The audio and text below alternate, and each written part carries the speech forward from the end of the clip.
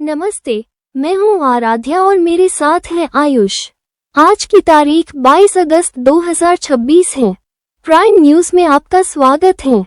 चलिए शुरू करते हैं आज की मुख्य खबरें। विदेश मंत्री एस जयशंकर आज मॉस्को में अपने रूसी समकक्ष सर्गेई लावरोव से मुलाकात करेंगे।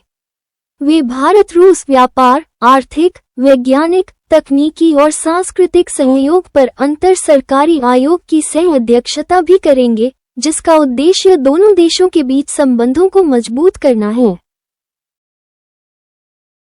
भारतीय जनता पार्टी ने युवा पीढ़ी, जिसे जेन जेड कहा जाता है, तक पहुंचने के लिए एक विशेष आउटरीच टीम का गठन किया है।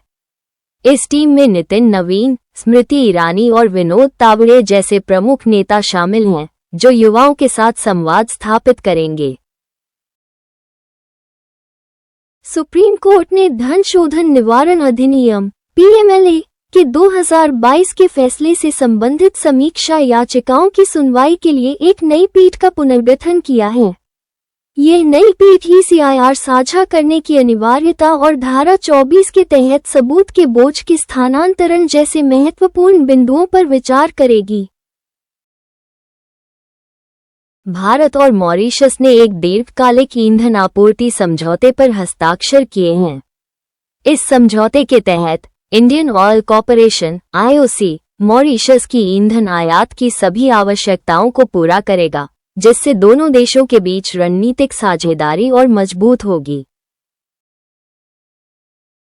भारत में आवासीय संपत्तियों की कीमतों में वित्तीय वर्ष 2027 की पहली तिमाही में साल दर साल 6% की वृद्धि दर्ज की गई है। बेंगलुरु और हैदराबाद जैसे शहरों में यह वृद्धि सबसे अधिक देखी गई, जो मजबूत मांग और बेहतर कनेक्टिविटी को दर्शाती है। बैडमिंटन विश्व चैंपियनशिप में भारतीय जोड़ी गायत्री गोपीचंद और ट्रीसा जॉली ने शानदार प्रदर्शन करते हुए कांस्य पदक जीता है। सेमीफाइनल में विश्व नंबर 1 जोड़ी को कड़ी टक्कर देने के बाद उन्होंने यह उपलब्धि हासिल की, जो भारतीय बैडमिंटन के लिए एक बड़ी सफलता है।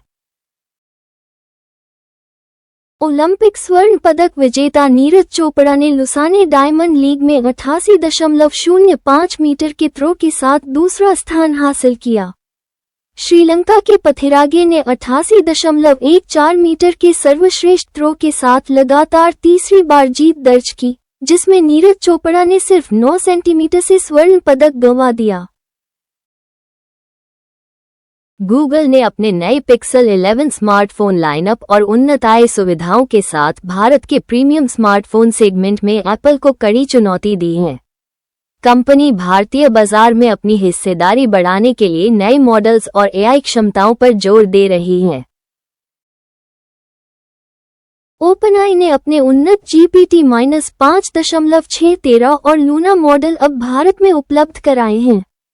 अमेज़न बेडरॉक के माध्यम से भारतीय व्यवसायों को ये AI model in country processing के साथ मिलेंगे, जिससे डेटा सुरक्षा और स्थानीय नवाचार को बढ़ावा मिलेगा। भारत सरकार ने साइबर धोखाधड़ी के बढ़ते मामलों के मद्देनजर गूगल को सैकड़ों फायरबेस होस्टेड लिंक और खातों को बंद करने का निर्देश दिया है। ये खाते नकली बैंकिंग और PM किसान ऐप के माध्यम से डेटा और पैसे चोरी करने के लिए उपयोग किए जा रहे थे, जिस पर सरकार ने सख्त कार्रवाई की है।